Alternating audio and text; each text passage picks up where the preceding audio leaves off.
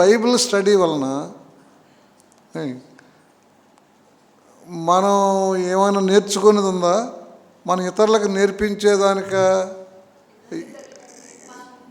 ముందు మనం నేర్చుకోవడానికి ఇది, తర్వాత ఇతరులకి. మనం ఎందుకు నేర్చుకోవాలి ఈ బైబిల్ స్టడీ? ఎందుకు నేర్చుకోవాలి అంటే తీతు పత్రిక 2:7 చదవండి. పరపక్షమందుండు వాడు మనలను గూర్చి చెడు మాట ఏదియు చెప్పనేరక సిగ్గుపడినట్లు అన్నిటి యందు నిన్ను నీవే సత్కార్యముల విషయమై మాదిరిగా కనపరుచుకొనుము. అది మనకి పరపక్షం ఉంది. ఏంటి? నాన్ క్రిస్టియన్ మతాలు ఉన్నాయి. వాళ్ళు మన గురించి చెడ్డ మాట చెప్పకుండా ఉండనట్లు మనం సిద్ధపడాలి. అందుకని ఇది అవసరం, మనకే అవసరం. First point. ఇప్పుడు ఆ పరపక్షం ఉందన్న వాళ్ళు ఏమంటున్నారు? మీ క్రైస్తవులు మత మార్పిడి చేస్తున్నారు, మా దేవీ దేవతలను దూషిస్తున్నారు, మీ యేసుప్రభు గురించి మీరు చెప్పుకోండి, మాకు అభ్యంతరం లేదు. మా దేవతల కూడా మీకెందుకు? మీ క్రైస్తవు మీ చర్చిలో మీరు చెప్పుకోండి, కొన్ని వీధిలో కూడా చెప్పుకోండి, మా ఊసి ఎత్తకండి, మా హిందువుల్ని మీ క్రైస్తవులుగా మార్చకండి, మమ్మల్ని మళ్ళీ బతకనివ్వండి అంటున్నారు. ఎవరు? పరపక్షమంది ఉన్నవాళ్ళు. అది క్లాస్ వదలకూడదు. ఎవరు? పరపక్షమంది ఉన్నవాళ్ళు. ఓకేనా? 1 పేతురు 2:9. అయితే మీరు చీకటిలో నుండి ఆశ్చర్యకరమైన తన వెలుగులోనికి మిమ్మును పిలిచిన వాని గుణాతిశయములను ప్రచురం చేయ నిమిత్తము ఏర్పరచబడిన వంశమును, రాజులైన యాజక సమూహమును, పరిశుద్ధ జనమును, దేవుని సొత్తైన ప్రజలునై ఉన్నారు. ఇక్కడ మనకున్నటువంటి అసైన్మెంట్, మన వర్క్ ఏంటంటే చీకటిలో నుండి ఆశ్చర్యకరమైన వెలుగులోనికి మనల్ని పిలిచిన వాని గుణాతిశయములను ప్రచురము చేయాలి. చేయడానికి మనం రాజులైన యాజక సమూహము, ఏర్పరచబడిన వంశము, పరిశుద్ధ జనము, దేవుని సొత్తైన ప్రజలం మనం. ఇక్కడ మన భుజాల మీద ఉన్న డ్యూటీ ఏంటి? మనల్ని చీకటిలో నుంచి ఆశ్చర్యకరమైన వెలుగులోనికి పిలిచిన వాని గుణాతిశయాలు, ఆయన ఔన్నత్యాలు, ఆయన డిగ్రీ, ఆ డిగ్రీస్ అంతా కూడా సమాజానికి మనం చెప్పి, యేసు ప్రభు అంటే మీరు అనుకున్నట్టు కాదయ్యా, ఈయన ఈయన ఈయన ఈయన అని చెప్పాలంటే ఇటువంటి క్లాసుల్లో చర్చిలో చెప్పుకున్నా ఇది స్పెసిఫిక్గా వస్తుంది అనమాట చర్చిలో ఈ క్లాసులో. నెక్స్ట్ 1 పేతురు 2:12. అన్యజనులు మిమ్మును ఏ విషయంలో దుర్మార్గులను దూషింతురో ఆ విషయంలో వారు మీ సత్క్రియలను చూచి వాటిని బట్టి దర్శన దినమున దేవుని మహిమపరచినట్లు వారి మధ్యను మంచి ప్రవర్తన గలవారై ఉండవలనని మిమ్మును బతిమాలు కొనుచున్నాను. ఏంటంటే అక్కడ అన్యజనులు ఏ విషయంలో దుర్మార్గులని దూషిస్తున్నారు ఆ విషయంలో వారు మీ సత్క్రియలను చూచి వాటిని బట్టి దర్శన దినమున దేవుని మహిమపరచినట్లు వారి మధ్యను మంచి ప్రవర్తన గలవారై ఉండవలనని మిమ్మును బతిమాలు కొనుచున్నాను. కాబట్టి వాళ్ళు ఏ విషయాల్లో మనల్ని దూషిస్తూ మన మీద నేరాలు మోపుతున్నారు అవన్నీ మనలో లేకుండా చూసుకోవాలి. వాళ్ళు తిట్టినందుకు తిరిగి తిట్టడం కాదు, వాళ్ళు తిట్టినయే మనకు క్లాసు, అయ్యే మనం తీసుకోవాలి, లెసన్ కింద తీసుకొని ఏ విషయాల్లో తిడుతున్నారో ఆయా విషయాలు మనం లేకుండా అద్దం దగ్గరికి వెళ్ళి నిలబడతాం మనం తయారయ్యి. మరి ఎందుకు అద్దం దగ్గర నిలబడుతున్నాం? మనం ఎలా ఉన్నాం అద్దం చూపిస్తుంది. చూపించిన ప్రకారం ఆ పుష్యున్నా కషన్నా దిద్దుకొని ఎంటుకలు ఎగుడుదిగుడుకున్నా దూకొని ముఖం బాగాలేకపోయినా పౌడర్ రాసుకొని సెటరేట్ అవుతామని కదా అద్దం దగ్గర పోతుంది. లేకపోతే అద్దం మనకెందుకు? కాబట్టి అన్యజనులు మనకు అద్దం. మనల్ని వాళ్ళు ఏ విషయాలు దూషిస్తున్నారో వాళ్ళు అది అద్దం మనకు. ఒకడు యాకోబు పత్రికలో ఎక్కడేముంది? ఒకడు అద్దం దగ్గర నిలబడి తన ముఖం సహజముఖం చూసుకొని దిద్దుకోకపోతే వాక్యం విని కూడా దిద్దుకోకుండా పోయిన వాడితో సమానము అన్నారు. ఇక్కడ మనకు అర్థం ఎవరు? అన్యజనులే మన అర్థం. వాళ్ళు మమ్మల్ని ఎక్కడెక్కడ యూఆర్ రాంగ్ అంటున్నారు, అక్కడల్లా కూడా మనం సెటరేట్ చేసుకోవాలి. మమ్మల్ని ఎలా అంటావా? మీ మతంలో అలా లేరా? మీ పూజారులు అలా కదా? మీ పాస్టర్లు పేపర్లు వేస్తుంటారు, పాస్టర్లు వ్యభిచారాలు వేస్తుంటారు. మీ పాస్టర్లు చూసారా వీళ్ళు పేపర్లు వేసారు అంటారు. ఏమి పూజారు అలా చేయలేదా అది కాదు మన రిప్లైస్. వాళ్ళు చెప్పింది మనలో లేకుండా చూసుకోవాలి. ఓకే, 1 పేతురు 3:15-16. నిర్మలమైన మనస్సాక్షి కలిగిన వారై మీలో ఉన్న నిరీక్షణను గూర్చి మిమ్మును హేతు అడుగు ప్రతి వానికిని సాత్వికముతోనూ భయముతోనూ సమాధానం చెప్పుటకు ఎల్లప్పుడూ సిద్ధముగా ఉండి మీ హృదయముల యందు క్రీస్తును ప్రభువుగా ప్రతిష్ఠించుడి. అప్పుడు మీరు దేని విషయమై దుర్మార్గులని దూషింపబడుదురో దాని విషయమై క్రీస్తునందున్న మీ సత్ప్రవర్తన మీద అపనింద వేయువారు సిగ్గుపడుదురు. అది కాబట్టి మనలో ఉన్న నిరీక్షణను గుర్చి హేతు అడుగు వారికి సాత్వికంతో భయముతో సమాధానం చెప్పాలి. మీరంతా డబ్బు కోసం వెళ్తున్నారా చర్చికి? ఇంగ్లీష్ వాళ్ళు మీకు డబ్బు ఇస్తున్నారు, వాళ్ళు మీరు డబ్బు ఇచ్చి మత మార్పిడి చేస్తున్నారు. ఇంకే ఏంటి ఏంటి ఏంటి చేస్తారట? పురుకొల్పి బలవంతం మత మార్పిడి చేస్తున్నారు, ఆశ చూపిస్తున్నారు, ఎర్ర చూపిస్తున్నారు. అందుకని మీరు మారుతున్నారు. మా వాళ్ళకు కూడా ఏదో పెట్టి మీరు 100 తిన్నారు, వాళ్ళు 50 పెట్టి మారుస్తున్నారు అంటున్నారు. అటువంటి ఏమి కూడా లేకుండా వీళ్ళు ప్యూర్గా దైవభక్తులు, వీళ్ళు మారిన వాళ్ళు, వీళ్ళ పాస్ట్ ఇది, ప్రజెంట్ ఇది అని మనం చూపించుకునేలాగా ఉండాలి. అందుకని ఈ బైబిల్ క్లాసులు ఎందుకోసం అనుకోవాలి? ఇది మన కోసమే. ఎందుకు క్లాసులు? ఆశ్రయ్ మన కోసం, వాళ్ళ కోసం కాదు. అప్పుడు మనం సువార్త చెప్పడానికి, ప్రభు యొక్క ఔన్నత్య గుణాలని వాళ్ళకి చెప్పడానికి, వాళ్ళకి ఏ విషయాల్లో అబ్జెక్షన్స్ వస్తున్నాయో అవన్నీ కూడా మనం సెటరైట్ చేసుకోవడం కోసం మనం ఈ క్లాసులు పెట్టుకుంటున్నాం. దేవునికి స్తోత్రం. ఇప్పుడు నేను చర్చ నడిపిస్తున్నాను, ఒక వాక్యం చెబుతున్నాను. మీలో ఎవరైనా మీరు చెప్పింది వాళ్ళకి పలానా చోట క్లారిటీగా లేదనో, లేదా జ్ఞాపక శక్తిలో గబుక్కున మన లోతాను పోయి గోతాను అన్నాం అనుకో, అది మీరు చెప్పారనుకో, అరే నాకు చెప్పేవాళ్ళ అనకూడదు. నేను తప్పు చెప్పాను, సారీ అండి, అది పరాగ్గా వచ్చేసింది అని చెప్పుకోవాలి. నన్ను అంటాడు ఆశ్రయ అంతా, తన గిజ్జోని అంతా, తన బతికంతా నేను ఎంతకాలం సీనియర్ని నాకు అంటాడా అనకూడదు. చెబితే థ్యాంక్ యూ అనడం, దిద్దుకోవటం. ఏంటి ఇక పెద్ద చిన్న లేదు. అందుకోసం మనం అలాగూ ప్రిపేరు కావాలి. ఇప్పుడు వాళ్ళు మోపే అభియోగాల్లో చాలా ఉన్నాయి. ఈ రోజుకి ఒకటి తీసుకుంటున్నాం. ఏంటి? యేసు ప్రభు యొక్క బర్త్డే ఎప్పుడు? డిసెంబర్ 25 కాదు, అది రోమన్ క్యాథలిక్ వాళ్ళది. వాళ్ళు ఏదో ఆ రాజు పుట్టినప్పుడు, ఈ రోజు రాజు పుట్టినప్పుడు వాళ్ళ బర్త్డేలు ఇటు పండగ కింద చేశారు, వాళ్ళు పరిపాలిస్తున్నారు కాబట్టి అది మీరు చేస్తున్నారు. ఇది యేసు ప్రభు బర్త్డే కాదు అంటున్నారు. యేసు ప్రభు బర్త్డే ఎప్పుడు చెప్పండి? ఎప్పుడే పుట్టాడు అంటారు వీధి సువార్త వినప్పుడు. ఇవాళ కావిడ కొత్తది పెట్టింది, పూనం కౌర్ అని ఒక సినిమా హీరోయిన్. ఆమె మరి సినిమా మనిషికి ఇది ఎందుకు పట్టిందో ఇటు ఎందుకు వచ్చిందో తెలియదు.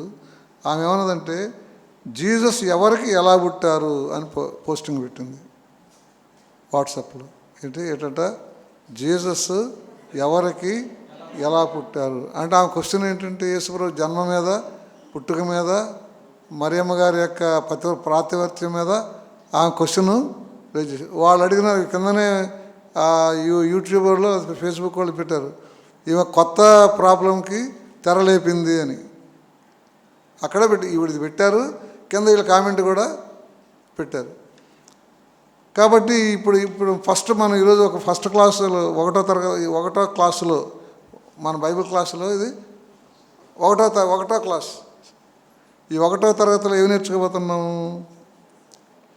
యేసు ప్రభు యొక్క బర్త్డే ఎప్పుడు అనేది నేర్చుకోబోతున్నాం. ఇప్పుడు మనం మీలో ఉన్న నిరీక్షణ గురించి హేతువడుగు వారికి సాత్వికంతో సమాధానం చెప్పన్నారు కదా. సాత్వికంతో చెప్పేటటువంటి సమాధానం ఏంటంటే నా నుంచి ఈ దేవుని జ్ఞానము అనేది, దేవుని కాదు, జ్ఞానము అనేది 2 రకాలు. ఒకటి భౌతికము, రెండోది అధిభౌతికం. భౌతికం అంటే మన కంటికి కనపడదు, ఇల్లు వాకిలి ఫ్యాన్ గీను మనం శరీరం చొక్కా చెరాయి కూడు కూర ఇవన్నీ కూడా భౌతికం.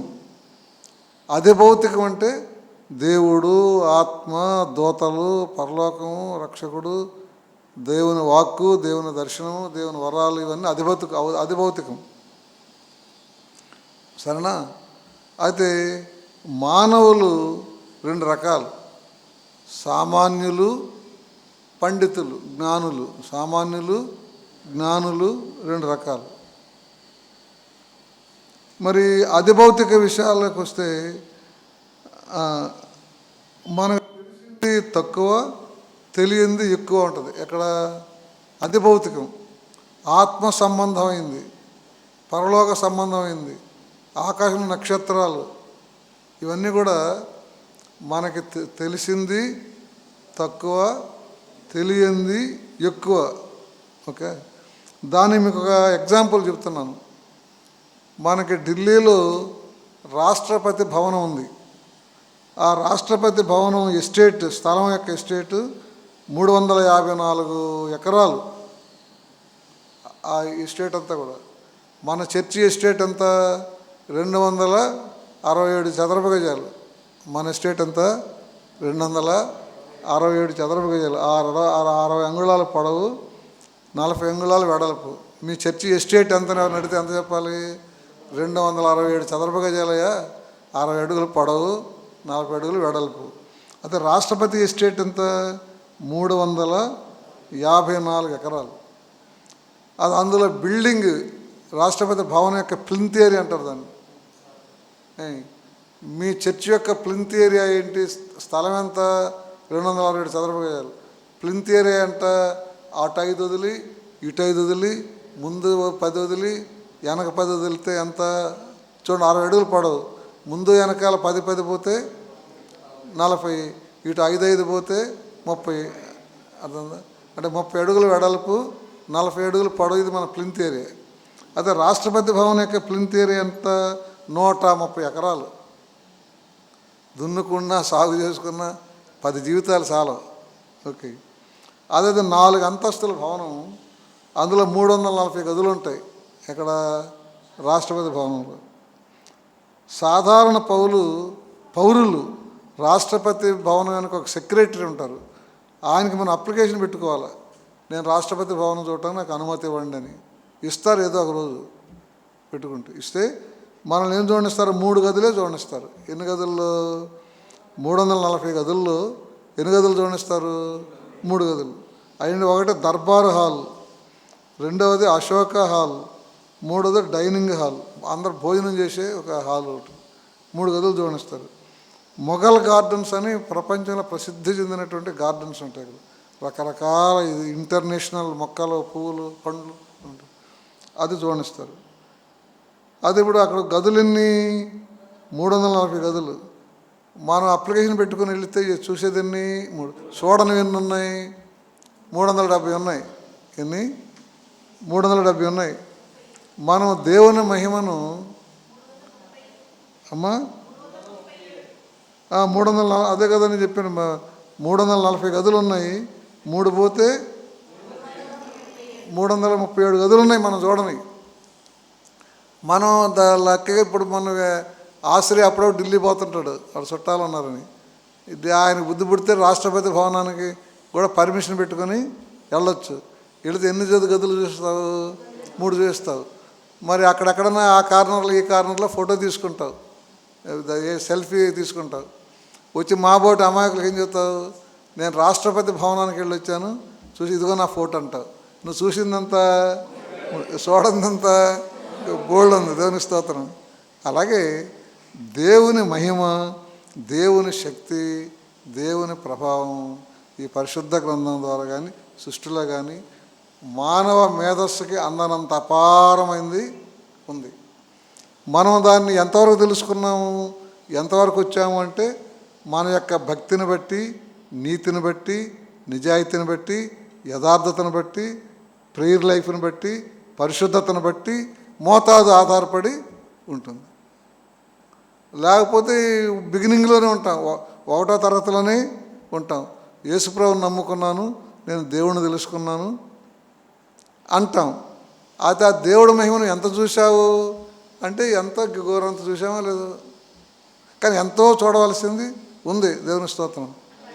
అందుకని బైబిల్ రోమాపత్రికలో పౌలు గారు అన్నారు, ఏ భేదము లేదు, అందరూ పాపం చేసి దేవుడు అనుగ్రహించే మహిమను. కాబట్టి పాస్టర్లు ఉన్నాం, మీరంటే విశ్వాసులు, ఇంకా మీరు లోయర్ క్లాస్ అనుకుందాం, అప్పర్ క్లాస్ ఎవరు? పాస్టర్లు. మరి ఈ పాస్టర్లు యొక్క నీతి నిజాయితీని బట్టి దేవుని మహిమను చాలా వరకు చూడాలి. మీరు చూడండి కూడా మేము చూడాలి, మీకు చెప్పారు కదా. కానీ మీరు చూసిందే చూడలేకపోతుంటాం చాలామంది పాస్టర్లని. ఏంటి? మీరు చూసిందే చూడలేకపోతుంటాం. దేవుని స్తోత్రం. కాబట్టి మీరు ఎక్కువ చూసి ఉంటే మీ దగ్గర మేము క్షేమ అవుతామని మిమ్మల్ని ఎల్లగొట్టడానికి ట్రై చేస్తాం. వీళ్ళు కనుక ఉంటే గుళ్ళో, వీళ్ళు నాకంటే ఎక్కువ చూస్తున్నారు ఏంటి? దేవుని మహిమ. కాబట్టి నాకు పరుగు పోద్ది వీళ్ళుంటే.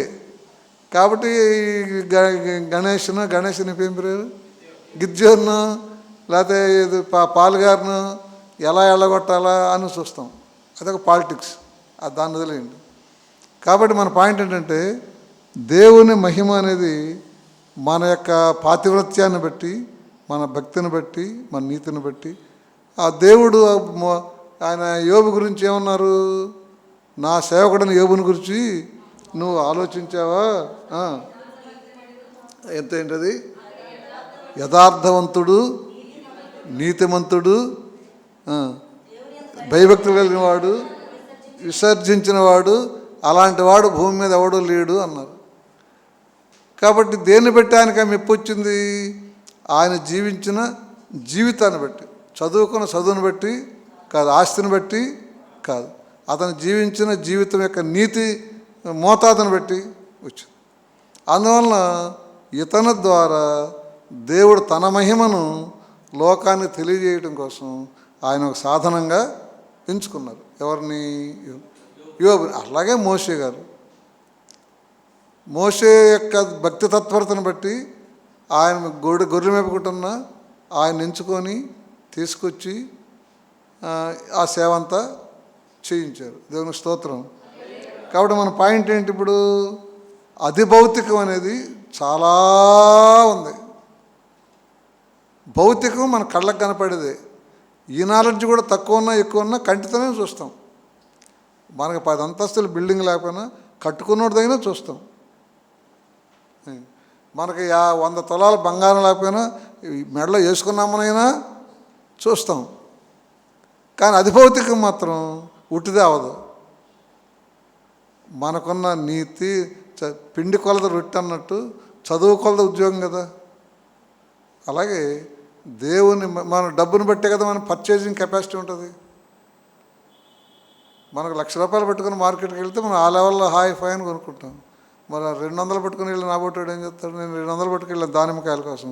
వాడు ఎంత కాడికి 10 తగ్గించి 20 తగ్గించి అంటే ఆ పీకలాడు తీసుకొచ్చాను. ఎందుకని? డబ్బు లేదు కాబట్టి.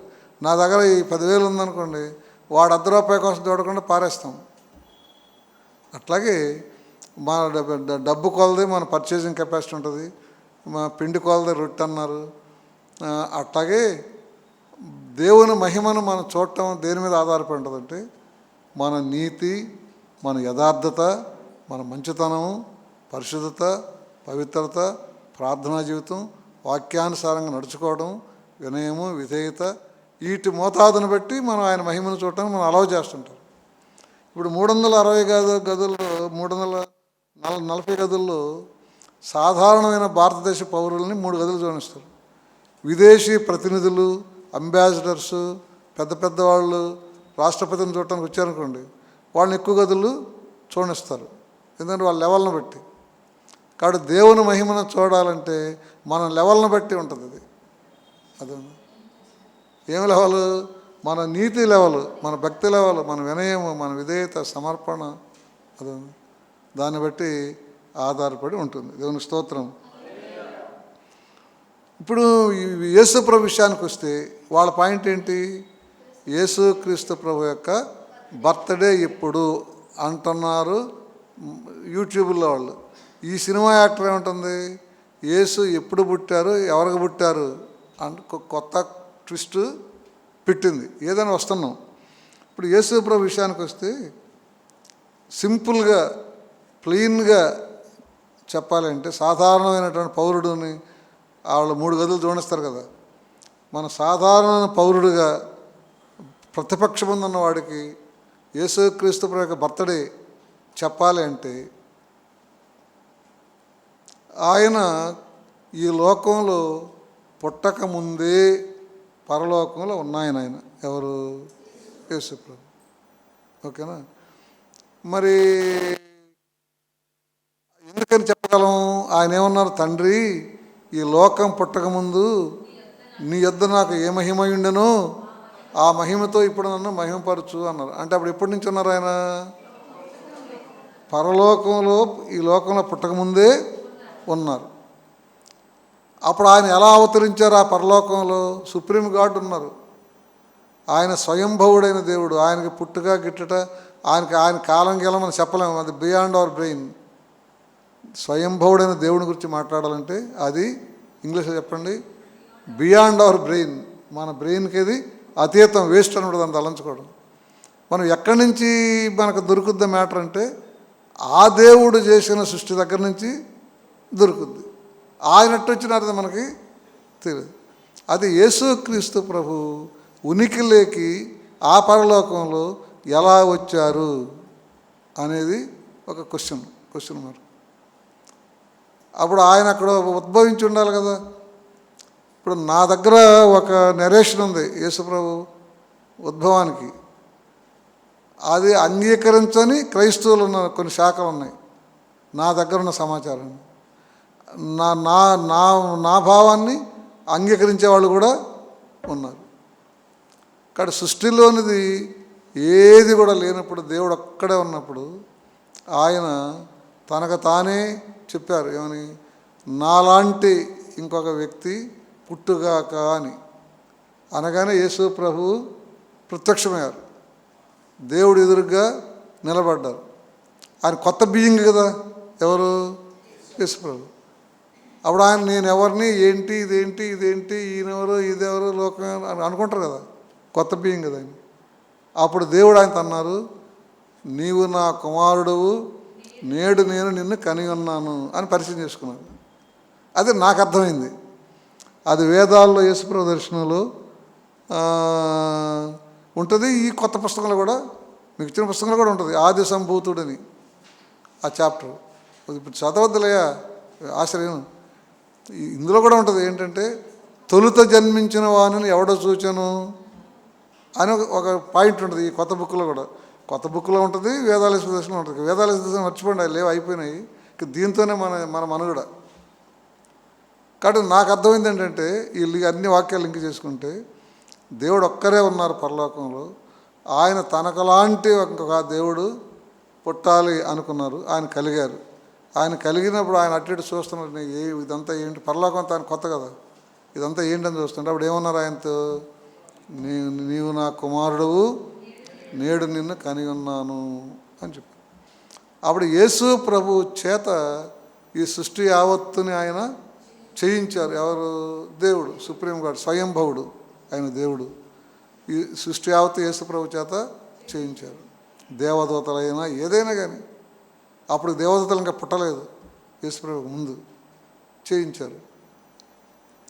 అది ఒకనాటికి మనుషుల యొక్క రక్షణ కోసం నా కుమారుణ్ణి పంపించాలని దేవుడు నిర్ణయించుకున్నారు.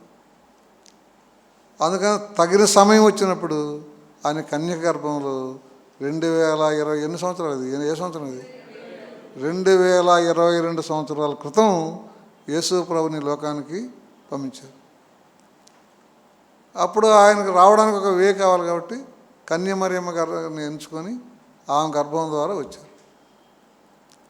ఇప్పుడు యేసు ప్రభు బర్త్డే అడిగితే ఏ బర్త్డే చెప్పాలి? 2 బర్త్డేలు. ఏంటి? పరలోకంలో పుట్టిన బర్త్డే ఒకటి ఉంది, కన్యమరియమ్మ గర్భం ద్వారా పుట్టిన బర్త్డే ఒకటి ఉంది. అయితే ఇప్పుడు ఈ బర్త్డేని ఎందుకు వాళ్ళు కౌంట్ చేయలేదు అని అంటే, భౌతికంగా చెప్పాలంటే ఆయన శిష్యులు జాలర్లు కాబట్టి, సాధారణమైన పౌరులు కాబట్టి, వాళ్ళ చదువు కూడా వచ్చో రాదో తెలియదు కాబట్టి వాళ్ళు ఈ రికార్డులన్నీ చేయలే. ఏంటి, యేసు ప్రభు యొక్క బర్త్డేని రికార్డు ఎవరు, మనకు కూడా పల్లెటూరులో ఎంతోమందికి బర్త్డేలు ఉండవు. ఆ తల్లిదండ్రులు మోటోళ్ళు వాళ్ళు రాసి ఉండరు, బడిలో చేసిన 5 ఏళ్ళకి ఫిట్గా వేసేస్తారు. మాస్టర్ తరపు అయ్యా ఇప్పుడు నా కొడుకు ఎప్పటికన్నా నాకు తెలియదు, 1వ తరగతిలో చేర్చుకోమంటే ఆ చేరే నాటికి 5 ఏళ్ళు చూసుకుని వేసేస్తాడు ఎవరు. కాబట్టి చాలామంది రిజిస్టర్లు పుట్టిన పర్ఫెక్ట్ డేట్స్ ఉండవు. అట్లాగే వీళ్ళు కూడా యేసుక్రీస్తు ప్రభు యొక్క బర్త్డేని ఆ శిష్యులు రికార్డు చేయలేదు అనేది ఒక అభిప్రాయం. అది రెండోది ఇంకొక కారణం ఏంటంటే, ఆ పుట్టినారన్నది ఒక కారణం, పుట్టలేదన్నది ఒక కారణం ఉంది. ఏంటంటే యేసు ప్రభు ఏమనంటే, నేను తండ్రి యొద్ద నుంచి బయలుదేరి వచ్చి ఉన్నాను అన్నారు. మన దృష్టికి పుట్టారు, ఆయన దృష్టికి వచ్చారు. పరలోకం నుంచి ఆయన వచ్చారు. ఎన్నిసార్లు చెప్పారు, నేను ఈ లోకమునకు వెలుగుగా వచ్చి ఉన్నాను అన్నారు. పుట్టానన్నారా అన్నారు. మనందరికి భౌతికమైన అర్థం ఏంటంటే కన్యమరియమ్మ గర్భంలో పుట్టారు. ఆయన అర్థం ఏంటంటే వచ్చారు. అందుకని రికార్డు చేయలేదేమో, దేవుడు చేయించలేదేమో మనకి తెలియదు. కాబట్టి యేసుప్రభు పుట్టినరోజు ఎప్పుడు అని అంటే, ఆయనకి బర్త్డే లేదు. ఉంటే ఎక్కడ ఉండాలి, పరలోకంలో ఆవిర్భించినప్పుడు ఉండాలి. అప్పుడు క్యాలెండర్ లేదు, మనిషి లేదు, రాత లేదు, కోత లేదు, ఏం లేదు, గీత లేదు. కనుక అది రాయలేదు. ఇప్పుడు కూడా రాయించాల దేవుడు, అట్ట నడిపించలేదు ఎవరిని. ఎందుకంటే అది వచ్చినారు, ఈ రూట్లో వచ్చారు అంతే. కాబట్టి ఆయన జన్మదినం లేదు అనేది మనం నేర్చుకుంటున్నాం. అయితే ఇంకా భౌతికమైన కారణం ఏంటంటే, యేసు ప్రభు పరలోకానికి వెళ్ళి చనిపోయి తిరిగి లేచిన తర్వాత ఆయన పేరు ప్రసిద్ధి చెందింది. కానీ అంతకుముందు సామాన్యుడు కానీ ట్రీట్ చేయబడ్డారు ఆ యూదుల చేత. వీడు కార్పెంటర్ వడ్రంగోడు కొడుకు కదట, వీడే మన దగ్గర మేసాలు బిలేస్తున్నాడు అన్నారు. ఇక్కడ వాళ్ళు ఆయన ఖాతరు చేయలేదు, లెక్క చేయలేదు. అందువల్ల ఆయన డేట్ ఆఫ్ బర్త్ని కూడా వాళ్ళు రాయలేదు. తల్లిదండ్రులకి కూడా ఈ అవసరం లేదు. ఎందుకంటే ఆయన ఏం చెప్పారు, గాబ్రియల్ దూత మరియమ్మ గారితో, గాబ్రియల్ దూత పశువుల కాపర్లకు ఏం చెప్పారు, మీ కొరకు రక్షకుడు పుట్టి ఉన్నాడు. కాబట్టి ఆయనకి డేట్ ఆఫ్ బర్త్ అయిన అవసరం లేదు. కాబట్టి దేవుడు మనందరిలాగా ఒక బర్త్డేని రాయించలేదు అని మనం చెప్పవచ్చు. అయినా బర్త్డే ప్రాధాన్యత ఎప్పుడు వచ్చింది, ఆయన చనిపోయి తిరిగి లేచి పరలోకానికి వెళ్ళిన తర్వాత ఆయన ఇంపార్టెన్స్ని సమాజం గుర్తించింది. ఇంకా 33 ఏళ్ల క్రితం డేట్లాగా ఏం గుర్తుంటాయి, గుర్తుండదు. ఇప్పుడు నేనే మా జీవనే జీవాలై గుర్తుండవు, నేను కాగితంలో రాసి పెట్టుకున్నా. తల్లిదండ్రులుగా వాళ్ళు కూడా రాసుకుంటారేమో, తాతగా నేను కూడా రాసుకున్నా. లేకపోతే నా ఉట్టిన అడిగితే నాకు కంటతేమీ ఉండదు. కాబట్టి అది విషయం. ఇప్పుడు మీకు క్వశ్చన్ అండ్ ఆన్సర్ ఉందా అన్నారు పౌలు గారు నిన్ననే ఈ క్లాస్ గురించి వచ్చినప్పుడు. ఏమన్నారండి మీరు, క్వశ్చన్ అవర్ ఏమైనా ఉంటుందా అన్నారు. ఇప్పుడు క్వశ్చన్ అవర్ ఇస్తున్నాం ఒక 5 నిమిషాలు. చెప్పండి, ఏమన్నా అడగండి. ఇప్పుడు ఇంతవరకు డౌట్స్ ఏం లేదంటే నెక్స్ట్ సబ్జెక్ట్ వెళ్తాం.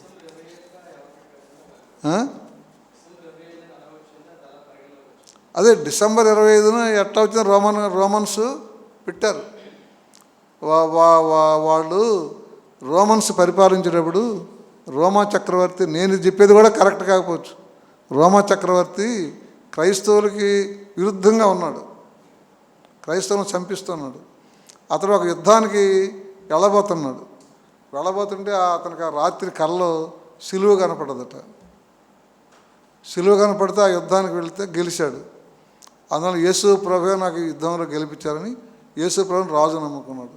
రాజు అయితే ఎప్పుడైతే నమ్ముకున్నాడో యథా రాజా తథా ప్రజ అన్నట్టు ఆయన మెహర్బానీ కోసం, మంచి కోసం ప్రజలందరూ నమ్మిపారేశారు. ఎవరిని, ఇక బోధ లేకుండా, బాధ లేకుండా, ఏం లేకుండా నమ్మేశారు వాళ్ళు.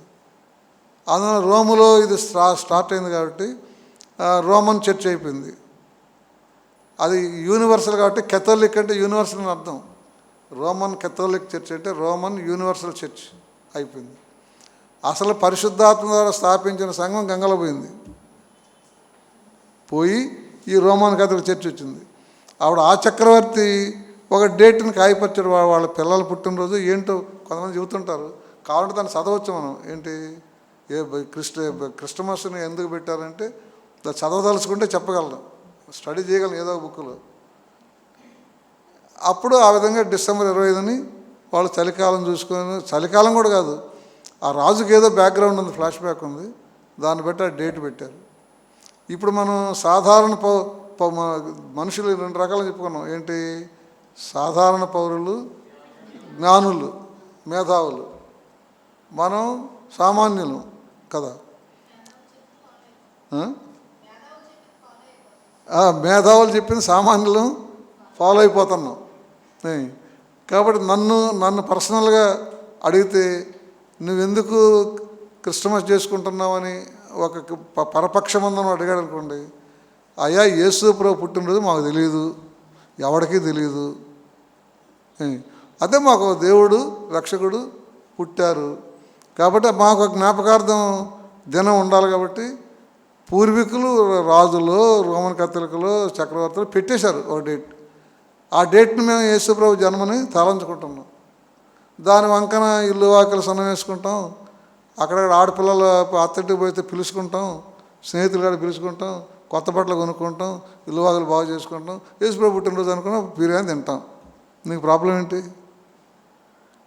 యేసుప్రభు డేట్ తెలియదా, నేను ఏదో ఒక డేట్ని యేసుప్రభు పుట్టాను చెప్పుకున్నాను, నీ ప్రాబ్లం ఏంటి అంటాను. వాట్ ఇస్ యువర్ ప్రాబ్లం అడుగుతాను నేను. అది పరపక్షం ఉందామని ఏమడుతాను నేను. మేము ఒక డేట్ పెద్దవాడు చిన్నవాడు ఇచ్చాడు మాకు, మేము ప్రభువుని పుట్టింది నిజమే కదా తలంచుకుంటున్నాం. దాని వంకల మాకు లాభాలు ఉన్నాయి. ఏంటిది? ఇల్లు వాకిలు బాగు చేసుకోవడం, చుట్టాలను పిలుచుకోవడం, ఆడపడుచులు ఆ ఇంట్లో ఆ ఊర్లో ఇవ్వలు ఉంటే అల్లుడిని కూతుర్ని పిలుచుకోవడం, ఓ సందడి చేసుకుంటున్నాం. యేసుప్రభు పుట్టినరోజు చెప్పుకుంటున్నాం, గ్రీటింగ్ కార్డులు పంచుకుంటాం. నీ ప్రాబ్లం ఏంటి? నీకేం ప్రాబ్లం అంటాం. ఏమంటారు మీరు?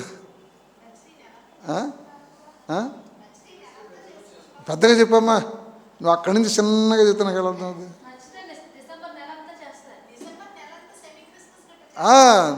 నెలంతా చేసుకుంటా, నాకు డబ్బులు ఉంటే సంవత్సరం అంతా చేసుకుంటా.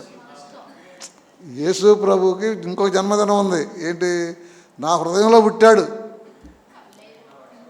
యేసు ప్రభువుని నేను ఎప్పుడైతే నా సురక్షకుడిగా అంగీకరించాను, ప్రభువా నాలోనికి రా అన్నాను, హృదయం అనేది తలుపునంత నిల్చుండి తట్టుచున్నాను, ఎవడైనా తలుపు తీస్తే నేను అతనిలోకి వచ్చి అతనితో నాతో కూడా అతను భోజనం చేస్తా ఉన్నారు. కాబట్టి యేసు ప్రభు నాలో ఉంటే everyday is a Christmas. Biryani వండుకోగలిగితే రోజు బిర్యానీ డబ్బులుంటే మాత్రం తినలేం కదా అనుకుంటే షారు బోరు తిను ఏం యేసు బర్త్డే. నాకు నచ్చిందయ్యా, నాకు 360 రోజులు క్రిస్మస్. ఎందుకంటే బికాజ్ యేసు ప్రభు నాలో ఉన్నారు కాబట్టి. ఒక ముఖ్యమైన కూతురు కొడుకులో వేరే దేశాల నుంచి ఒక నెల సెలవు పెట్టుకుని తల్లిదండ్రులతో గడిచిపోదాం వస్తారనుకోండి, వాడున్న నెలంతా వాళ్ళకి పండగే. ఆ ఇంట్లో ఆ బిడ్డలు ఉన్న నెలంతా వాళ్ళకి పండగే. ఏదో స్పెషల్ చేసుకుంటారు, ఏదో కొనుక్కుంటారు. ఆ పిల్లలు డబ్బు తెస్తారు ఫారెన్ నుంచి, తల్లిదండ్రులు ఏదో కొని పెడతారు, అది చేస్తారు, అది పండగ కదా వాళ్ళకి. కాబట్టి మాకు నచ్చితే 365 రోజులు మాకు క్రిస్మసే. Because Jesus is in our hearts. అదొక డే. చెప్పండి.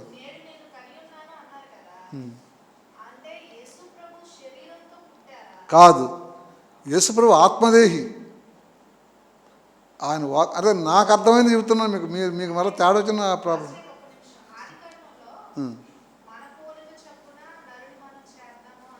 అన్నారు ఆదాము వాళ్ళు.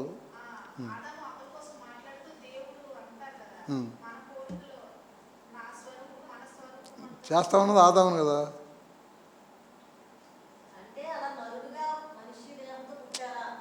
ఆహా, ఇక్కడేమో ఆదాము హవ్వలు నరులే. యేసు ప్రభు మానవ రూపంలోనే పుట్టించారు ఆయన్ని. ఇప్పుడు వచ్చినప్పుడు ఎలా వచ్చారు? అవునమ్మా, నరుడు ఆదాము.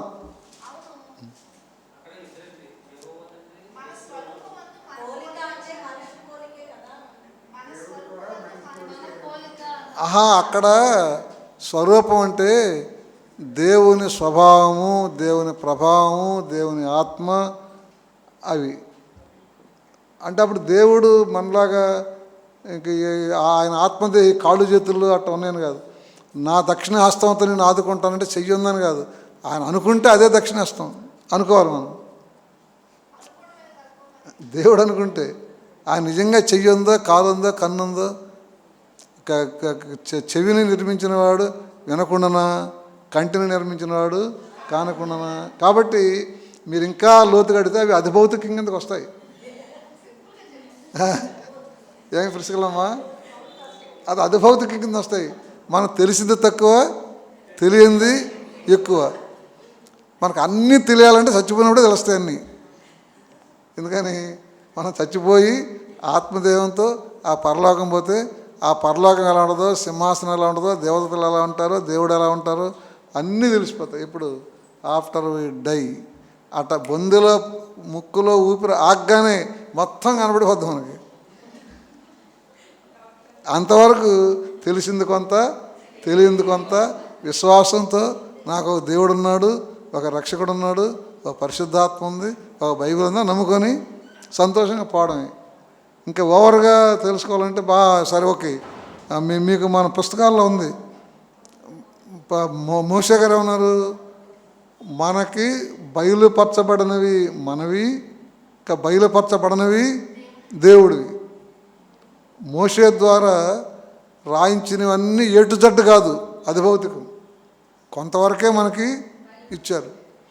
ఇంకా రాయబడినవి ఉన్నాయి, బయలుపరచడం ఇంకా అది దేవుడు. అవి రహస్యములు యెహోవాకు చెందును. ఆ రహస్యాలు కూడా మనం తెలుసుకోవాలంటే మన యొక్క పాతివ్రత్యాన్ని బట్టి, భక్తిని బట్టి, నీతిని బట్టి కొంత కొంత తెలుస్తుంది. బట్టి మనం తెలుసుకోగలుగుతాం. లేకపోతే తెలుసుకోలేము. అది భౌతికం అనేది మన మానవ మేధస్సుకు అందంది. మన దేవుడు $1 మిలియన్ ప్రశ్నల కిందకు వస్తాయి. మనకి ఇప్పుడు చూడండి, మనకు జబ్బు వచ్చింది, ఆశ్చర్యంగా మనం ప్రార్థన చేస్తున్నాం, మనం యథార్థవంతులని, దేవుడు అద్భుతంగా స్వస్థపరుస్తారు. కొంతమందికి ట్రీట్మెంట్ ద్వారానే స్వస్థపరుస్తారు, కొంతమంది ట్రీట్మెంట్ లేకుండానే స్వస్థపరుస్తారు. అది ఆయన మనకి మన లెవెల్కి ఆయన ఇవ్వదలుచుకున్న వే ఎలా సెలెక్ట్ చేసుకుంటే అలా. మా అన్న చచ్చిపోయాడు, మా అమ్మ ఏడుస్తుంది. మా నాన్నగారు వ్యాపారానికి పల్లెటూరులో పోయినారు, ఆయన హాకరు. ఆ వస్తువులు ఈ వస్తువులు వేరే ఊర్లో లేని వస్తువులు కావర్లో కొనుక్కొచ్చి మా ఊరికి ఇంకొక ఊర్లో పోయి అమ్ముకొస్తారు. చాట్లు, చీపుర్లు, ఒక్కోసారి చాట్లు, ఒకసారి చీపుర్లు, ఒకసారి ఉల్లిపాయ బుట్టలు, చేపల బుట్టలు తీసుకెళ్ళి అక్కడక్కడ అమ్ముకొస్తుంటారు. అలా పోయినప్పుడు మా అన్న చచ్చిపోయాడు. మమ్మల్ని కులంలో వెలివేశారు. ఎవరో చచ్చినా బతికినా ఎవరు మా ఇంటికి రాకూడదు, వస్తే వాళ్ళని కూడా వెలివేస్తారు. మా అమ్మ దిక్కులేని స్థితిలో ఏడుస్తుంది. అప్పుడు ఒక ఆజానుబాహుడు తెల్లటి బట్టలు వేసుకొని గడ్డం తెల్లటి గడ్డం వేసుకొని వచ్చారు. మా ఊరికి ఆ చుట్టుపక్కల కొన్ని ఊర్లలో నుంచి రెడ్లు పొలం పనులు చేయడం కోసం, కూలోళ్ళ కోసం పల్లెటూరులకు వస్తారు. వీళ్ళని 20 మందిని 30 మందిని జత చేసుకొని అక్కడ తీసుకెళ్ళిపోయి వాళ్ళకి అక్కడ నివాసం ఇచ్చి, ఫుడ్డింగ్ ఏర్పాటాన్ని ఇచ్చి, ఆ 10-20 రోజులు పనులు చేసుకుని కోతల గీతల పొలం చేయించుకొని వాళ్ళు అనుకున్న జీతాలు ఇచ్చి పంపించేస్తారు. అలాగొచ్చినాడేమో ఒక రెడ్డి అనుకున్నది ఎవరు, మా అమ్మ. ఆయన ఏమమ్మా ఎందుకు ఏడుస్తున్నావు అని అడిగారు. అయ్యా నా కొడుకు చచ్చిపోయాడయ్యా, మన కులంలో వేశారు, మా ఆయన ఎక్కడ వ్యాపారం పోయినాడు అని ఇంకా ఏడ్చింది. చచ్చిపోయినట్టు పలకరించేవాళ్ళు అంటే ఏడిపిస్తుంది కదా, ఇంకా ఏడ్చింది. అమ్మ ఏడవబాకు అని చెప్పి ఇంటి ముందు ఉన్నటువంటి మట్టినే, అప్పుడు చిన్న చినుకులు వచ్చున్నాయంట. ఎందుకనేమో ఆ మట్టిని తీసి ముద్ద చేసి మా అన్న నోరు తెరుచుకొని చచ్చిపోయాట అట. ఆ గొంతులు వేసాడు ఆయన. గొంతులు వేయగానే ఈయన బతికాడు. ఆయన మాయమైపోయాడు. మా అమ్మకి కనపడదు. ఆయన ఈ గొంతులో మాత్ర వేశాడు, ఆయన మాయమైపోయినాడు, మా అన్న బతికాడు. దేవుని మహిమని ఎంతవరకు చూడనిచ్చాడు మా అమ్మని, అంతవరకు చూడనిచ్చాడు. ఆమె భక్తి, ఆమె నీతి ఆయనకు నచ్చింది, అంతవరకు చూడనిచ్చాడు. అందుకని మా నీళ్ళల్లో బాగలేని వాళ్ళందరూ కేసుకుని గౌన్ వేసుకుని వస్తారు. అయ్యా గుండావతిని రాగమ్మ ఇంటికి నువ్వు గౌన్ వేసుకుని అంగి వేసుకుని వచ్చేవాడు కదా, తెల్లవాడిది, మరి మా ఇంటికి రా అంటే వస్తారా? రారు. ఎవరికి ఏ మహిమ చూపిస్తారు, ఆ మహిమని చూపిస్తారు. అది $1 మిలియన్ ప్రశ్నలు. దేవుని స్తోత్రం. ఓకే ఓకేనా పద్మమ్మని సాటిస్ఫై అయితే దేవదత్తలను సాటిస్ఫై చేసినట్టే. ఇక్కడ ఓకేనా ఈ సెషన్ అంతా అవ్వలేదు, ఇంకా అయిపోయింది 7, 8. అది ఇక్కడ ఒక కౌంటర్ క్వశ్చన్ వేసి పోదాం. వాళ్ళకి ఇంతవరకు చెప్పినాం కదా మనం, అప్పుడు వాళ్ళకి మనం కౌంటర్ క్వశ్చన్ వేసి వెళ్దాం. వాళ్ళకి లేరు, మీకు నేర్పిస్తున్నాం. అప్పుడు నేనేమంటాను, అయ్యా వాళ్ళు కదా అడుగుతున్నది, మీరు ఇంత అడుగుతున్నారు యేసుప్రభు బర్త్డే ఎప్పుడని, మాకు వాస్తవంగా తెలియదు. ఆయన పుట్టారు, మాకు రక్షణ ఇచ్చారు, మేము నమ్ముకున్నాం. ఇదంతా ఆత్మ సంబంధం విషయం, మీకు చెప్పినా అర్థం అవ్వదు.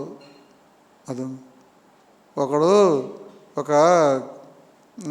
మామిడి పండ్లు లేని ఊరోడు మామిడి పండ్లు ఉన్నోడు వాడింటికి వెళ్ళాడు, మేము మామిడి పండ్లు పండుతున్నాయి మాకంటే.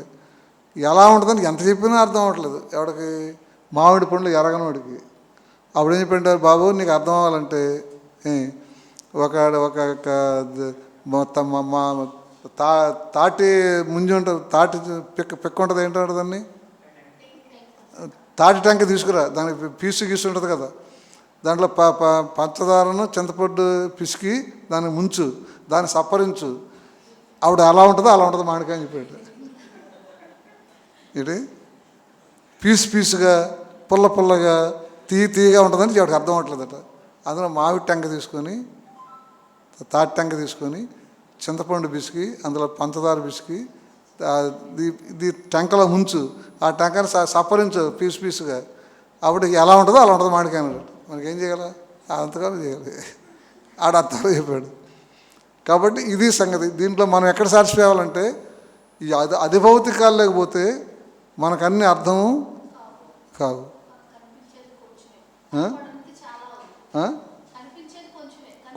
కనిపించింది చాలా ఉంది, అది మన భక్తిని బట్టి దాన్ని బట్టి మనం ఆధారపడి ఉండాలి. దేవునికి స్తోత్రం.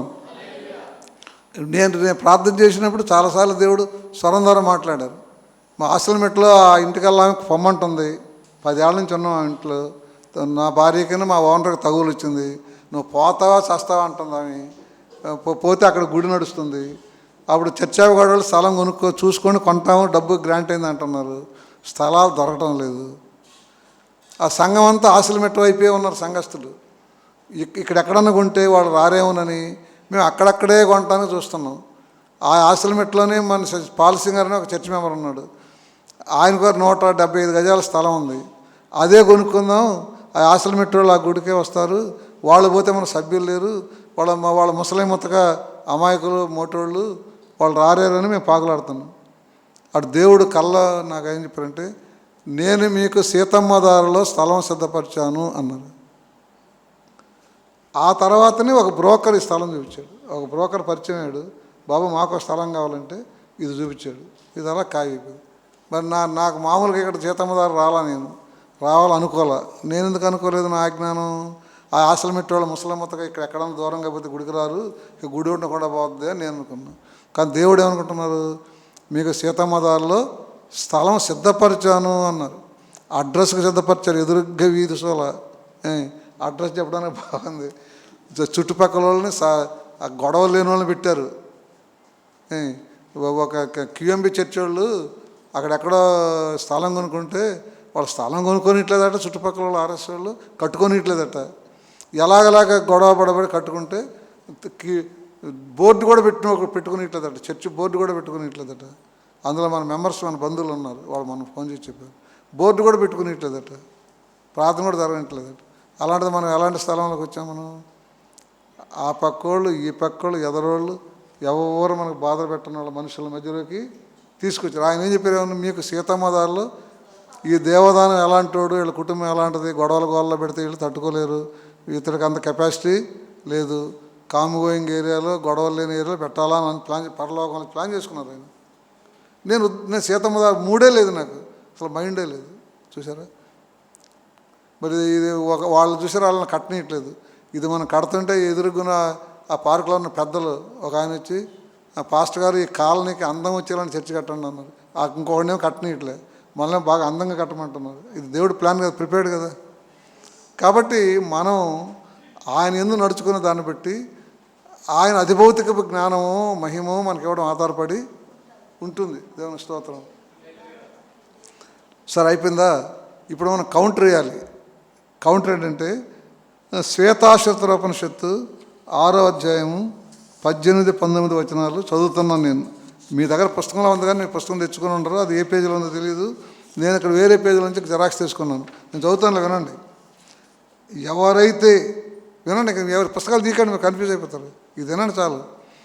ఎవరైతే సృష్టి ఆదియందు బ్రహ్మను సృష్టించాడో, ఎవడు ఆ బ్రహ్మకు వేదాలు ప్రసాదించాడో, నిజముగా ఎవని వెలుగు మనస్సును ఆత్మవైపు మరలుస్తుందో అట్టి పరిశుద్ధుడుగు వానిని, నిష్కల్మషుడుగు వానిని, శాంత స్వరూపుడుగు వానిని, నిర్దోషియుగు వానిని, ఎట్టి వ్యసనముల వలన మచ్చలేని వానిని, నిత్యజీవమునకు శ్రేష్టమైన వారధైన వానిని, దహించు అగ్నిగంటి వానిని మోక్ష ప్రాప్తి నిమిత్తం నేను శరణ కోరుతాను అన్నాడు శ్వేతాశ్వత మహర్షి. ఆయన దర్శనంలో చూశాడు దేవుడు ఎలాంటోడు అని. ఇప్పుడు ఆయనకి ఏం తెలుసుకున్నాడు? సృష్టిలో ఏది చేయబడకముందు దేవుడు, స్వయంభవుడు దేవుడు బ్రహ్మను పుట్టించాడట. పుట్టించి అతనికి వేదాలు ఇచ్చాడట. ఆ దేవుడు ఎలాంటోడు అని చెప్పాడు, వర్ణించారు. ఓకే, ఇప్పుడు మన కౌంటర్ ఏంటంటే, అయ్యా మా యేసు ప్రభు బర్త్డే మీకు తెలియదు అంటున్నారు, బ్రహ్మ బర్త్డే చెప్పండి. మరింతే కదా, బ్రహ్మను పుట్టించాడు కదా దేవుడు. నీకు అందాలి కదా అవి, నా అంటున్నావు కదా వేదాలు, అయినా కాకపోయినా నీకే అనుకుంటాం. దేవుడు బ్రహ్మను పుట్టించాడు అని ఉంది. ఎవరైతే హూమ్సోఎవర్ హీ మే బి, దేవుడు ఆయన ఎవరైతే బ్రహ్మను పుట్టించాడో ఆ దేవుడు ఎలాంటి వాడు అని, అది అక్కడ భాష. కాబట్టి దేవుడు ఒకప్పుడు ఎప్పుడో తెలియదు, ఆయన ఎట్ట పుట్టించాడో తెలియదు. ఆయన మట్టి దేహమా ఆత్మదేహమా ఏమి దేహమా కూడా తెలీదు. బ్రహ్మను కలిగించాడు, ఆయనకి వేదాలు ఇచ్చాడు. ఇప్పుడు మనం అడిగేది ఏంటి? బ్రహ్మకు బర్త్డే ఎప్పుడు? నువ్వు కనుక బ్రహ్మ బర్త్డే చెబితే మేము యేసుప్రభు బర్త్డే కూడా చెప్తాం. ఎందుకంటే ఆయనకి ఈయన కొంత పోలిక ఉంది. యేసుప్రభు కూడా సృష్టికి ముందేనే ఉన్నాను తండ్రి అంటున్నాను కదా, ఈ బ్రహ్మ కూడా సృష్టికి ముందే కలిగాడు. వీళ్ళిద్దరికి పోలిక ఒకటేనేమో, అవన్నీ వేరే క్వశ్చన్స్. కాబట్టి మనం ఏమంటాం, ఆపోజిట్ వాళ్ళని యేసుప్రభు బర్త్డే ఎప్పుడు అంటుంటే ఏమంటాం, అయ్యా నీకు బ్రహ్మ బర్త్డే నీకు తెలిస్తే అదే యేసుప్రభు బర్త్డే. ఇది ఆయన కూడా సృష్టికి ముందు పుట్టారట, ఈయన కూడా సృష్టికి ముందు పుట్టించారట. గ్రంథాలు తేడా ఉన్నా, కాలాలు తేడా ఉన్నందు వల్ల చిన్న తేడా ఉన్నా కొన్ని పోలికలు డిఎన్ఏ టెస్ట్లో ఇద్దరు ఒకటే అనుకోవాలి. కాబట్టి నీది కాబట్టి ఈ సెక్షను నువ్వు బ్రహ్మ డేట్ ఆఫ్ బర్త్ చెబితే మేము ఇమీడియట్గా అదే ఏజ్ డేట్ ఆఫ్ బర్త్ అనేస్తాం, రెడీగా ఉన్నాం అనడానికి, చూసుకోమంటాం. ఇంక ఎన్ని క్వశ్చన్స్ అడగవచ్చు అందులో?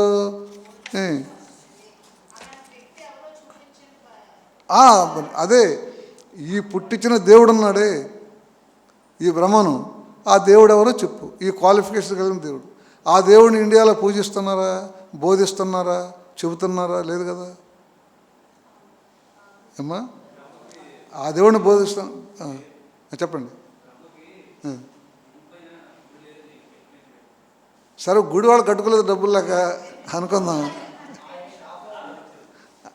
అవన్నీ వాళ్ళు వేరే కథలు. మనకు ఆ వాక్యం, మనకి ఏది చెప్పినా వేదాధారం ఉండాలి. మనకి వాళ్ళు ఏం చెప్పినా కూడా బ్రహ్మకు శాపం వచ్చింది, కూతుర్ని పెళ్లి చేసుకున్నా, అవన్నీ మనకు వద్దు. మనకు వేదంలో ఉండాలి. 4 వేదాలు 108 ఉపనిషత్తుల్లో ఉండాలి. ఇక నువ్వేదో కట్టుకథలు రాసుకుని ఏమైనా మా నెత్తి మీద రుద్ది తెలగా, మాకెందుకు? కరెక్ట్, మాకెందుకు అవన్నీ? వేదాలలో బ్రహ్మను దేవుడు ఎప్పుడు పుట్టించారు, ఆయనకి వేదాలు ఎన్ని ఇచ్చారో కూడా చెప్పాలి. ఎందుకంటే ఇప్పుడు మా అందరిలో 4 కాదు, ఆయనకి సర్వవేదములు అని ఉంది. మళ్ళీ వేరే ఉపనిషత్తులు ఏంటి, ఆయనకి సర్వవేదములు ఇచ్చారట. మా దగ్గర 4 ఉన్నాయి, మిగిలినవి ఎక్కడున్నాయి? బ్రహ్మను పుట్టించిన దేవుడికి ఒకరికొకరు ఏమవుతారు? ఏమని పిలుచుకునేవాళ్ళు? యేసు ప్రభుని పుట్టించిన ఆయన, యేసు ప్రభు తండ్రి కొడుకులు అని ఆయనను ఈజ్ మై సన్ అని ఆయన అన్నారు. ఈయన నా కొడుకని ఆయన దేవుడు నా తండ్రి అన్నారు. ఈ బ్రహ్మకి దేవుడికి చుట్టరికాయలు ఏంటి అని అడుగుతాం. మనం మర్యాదగా చెప్పుకుంటూ వచ్చాం ఇప్పటిదాకా. తర్వాత ఉట్టిన భావం కౌంటర్ వేస్తాం. బాగానే ఉంది కౌంటర్. కాబట్టి ఈ కౌంటర్ మీద క్వశ్చన్స్ ఉన్నాయి. మనం ధర్మంగా 8 క్లోజ్ అన్నప్పుడు క్లోజే.